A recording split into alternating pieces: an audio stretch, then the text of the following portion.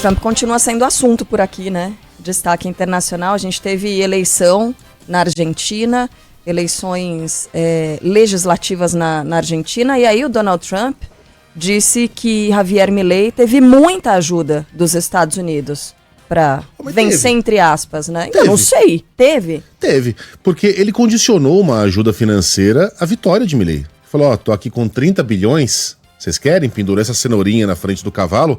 Falou, então votem nesse cara. E aí? Caso contrário, não tem grana. E aí o que aconteceu, João Vieira? Deu. Só lembrando que Felipe Killing tá fora, né, nessa semana. Ele não vai participar da nossa programação, mas os destaques internacionais estão garantidos com o nosso querido João Vieira. Bom dia. Tudo bem, gente? Carla, bom dia. Sheila, Megali. O Trump realmente disse isso horas atrás. Ele que agora tá no Japão, mas na partida da Malásia para Tóquio, ele disse que ele ter dado um grande aval, um grande apoio público ao Javier Milei foi de grande ajuda para uma grande vitória de Javier Milei, do partido do Milei, nas eleições parlamentares argentinas. O Trump também mencionou o ministro da Fazenda, né, da Casa Branca, o secretário do Tesouro, Scott Bessent, pelo fato de ter liderado as conversas com o governo Javier Milei para proporcionar aquele pacote de bilhões de dólares, né? O swap cambial, por exemplo, de 20 bilhões de dólares. Swap cambial é aquela troca, né? Olha, os Estados Unidos por um tempo ficam com um tanto de pesos, a Argentina com um tanto de dólares e depois de um certo momento, né, que é acordado, nesses termos, são devolvidos, né, esses dois montantes, mas por um tempo importante ficarão nas mãos dos argentinos, reforçando as reservas de dólares do governo Javier Milei. Algo essencial, inclusive, para controlar o câmbio, né? A Argentina está com um grande receio de que o câmbio volte a perder valor, né? A disparar ali na cotação perante o dólar. Então isso é essencial. Ao mesmo tempo, falando especificamente, né, do que aconteceu neste fim de semana lá na Argentina, foi uma vitória surpreendente. Pouca gente, talvez nem os mais otimistas daqueles próximos a Javier Milei, imaginavam que isso aconteceria. 40% dos votos para os aliados de Javier Milei, conquistando não maioria no Congresso. Para isso será necessário formar alianças ali no Congresso argentino, mas chegando a números fundamentais para a sobrevivência política de Javier Milei e para a sobrevivência da agenda liberal de Javier Milei. Eu cito um número específico, que é o número de 1/3 do Congresso. Aqui no Brasil, a gente está acostumado a ver, né? O presidente ele tem o poder de vetar propostas aprovadas pelo Congresso. Mas esse veto volta ao Congresso para ser analisado e possivelmente derrubado. Na Argentina, isso também acontece. E por que eu citei esse número de 1/3? Porque agora o Milei tem acima desse número, né, desse montante, juntando Câmara e Senado, e esse número é o necessário para ele evitar que derrubadas desses vetos aconteçam. Então, algo que vem acontecendo no Congresso argentino. O Milei é contra o aumento de gastos, só que tem muita gente no parlamento da Argentina que é contrária a essa ideia dele. Então, eles aumentam o financiamento, por exemplo, para hospitais pediátricos, para a educação. O Milei não quer isso. E aí ele veta. Só que quando chega no Congresso, esse veto é derrubado. Agora a situação fica muito mais difícil para a oposição argentina.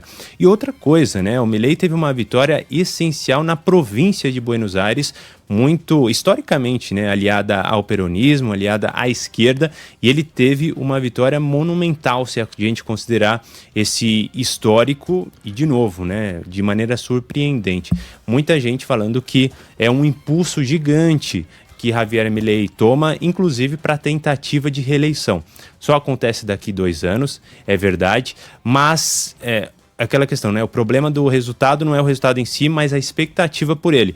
Então se imaginava que o resultado seria terrível, não foi, e o Milei sai muito fortalecido para dar sequência a essas reformas, inclusive com a ajuda dos Estados Unidos e também do FMI, que vem em total aliança com Javier Milei, colocando mais pacotes de ajuste financeiro. Então, é um momento muito importante desse governo, que ainda terá, claro, dificuldades óbvias, mas de maneira menos complicada, digamos assim, do que se previa nas últimas semanas. Como é que foi a mensagem do Milei aqui no X? Foi: obrigado, presidente Donald Trump, por confiar no povo argentino. O senhor é um grande amigo da República Argentina, nossas nações nunca deveriam ter deixado de ser aliadas, disse o Milei, né, em resposta a essa fala aí do Donald Trump. E aí a Mônica Bergamo aqui mandou a pista aqui, ou o pitaquinho. Foi uma crise cambial que foi evitada com essa ajuda, né, do Donald Trump. Se evitar uma crise cambial, realmente. Fatalmente, porque, pelo menos neste momento, né, a Argentina é muito incerta, obviamente, tem sérios problemas econômicos, embora o Milei, você pode até questionar o modo como ele faz isso, mas teve, pelo menos em parte, sucesso também na sua política. Por exemplo, em relação à inflação, né, além de falar dessa questão do câmbio, acho importante a gente citar a inflação, porque a inflação é um problema gigantesco da Argentina ao longo de muitos anos. O Milei prometeu que acabaria com esse problema, não acabou, mas reduziu bastante a inflação, saindo de 3 dígitos, baixando ali para 2 dígitos, o que é bastante, obviamente, né? Mais de 20% anuais, mas muito menor do que se tinha antes.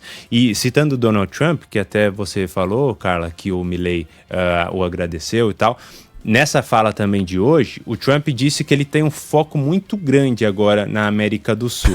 E aí ele disse, olha, não é por questão financeira somente que eu fiz isso com o Milei. Ele não deu mais detalhes sobre isso, né? Mas obviamente tem uma questão política, ideológica, né? Porque o Milei é de direita, é liberal, mais próximo a Donald Trump. Só que ao mesmo tempo a gente tem Venezuela nas notícias, tem o Brasil, Colômbia. Dá para ver que as falas dele realmente se traduziram na realidade. Pode ser um foco positivo ou negativo. Não repercutiu muito bem entre parte da imprensa e dos analistas americanos essa ajuda à Argentina. Porque... E até dos agricultores americanos. Exato. Os Estados Unidos não estão exatamente voando. Carne tá cara lá, ele prometeu comprar carne da Argentina. Quer dizer, os Estados Unidos estão voando. Né? Sempre. Mas eles andam numa altitude mais baixa, ultimamente. E a garantia ali é o equivalente a essa grana em pesos, que daqui a 2 anos pode não valer meio saco de pitomba. Então, é uma jogada de alto risco que está sendo bastante criticada lá nos Estados Unidos. E essa coisa do agro eu citei, né, pelo fato de... e aí envolve de novo o Brasil também, né, desses acordos comerciais que são discutidos, porque o Brasil é um dos, salvo engano, o maior exportador, né, de carne bovina, só que a Argentina também está nesse jogo, porque os Estados Unidos, em meio a essa guerra tarifária, está vendo, obviamente, preços de diferentes coisas subirem. Entre essas coisas, o preço da carne. A carne está ficando cada vez mais cara por lá. E aí o Trump, inclusive, deu uma bronca pública nos últimos dias aos agricultores, dizendo, olha, eu tarifei o Brasil, vocês agora têm que me ajudar, baixando os preços e tal. E nessas negociações com a Argentina, ele colocou ali como uma possibilidade comprar carne da Argentina, o que enfureceu também os agricultores locais, falando, olha, isso não é o America First, né? Não é os Estados Unidos primeiro. Você está privilegiando o mercado externo? Como assim? E aí caiu bem mal para os americanos, para o governo americano. Também até a própria base, né, de apoio no Congresso de Donald Trump também colocou ali uma certa rusga com esse tipo de assunto. Mas ele seguiu adiante, né, com o plano a favor de Milei. Agora tem que ver se ele vai ou não fazer esse comércio da carne argentina. Vamos esperar para ver, até pelo impacto que pode ter aqui em nosso país, a depender, obviamente, também do avanço ou não dessas conversas com o presidente Lula e todo o governo brasileiro. Sabe que você não encontra nos Estados Unidos? Picanha brasileira. O corte mais parecido que tem ali é uma carne australiana com um corte quase idêntico, mas diferente da nossa picanha. Valeu. Fica a dica. Valeu, João. Valeu, um abraço. Tchau.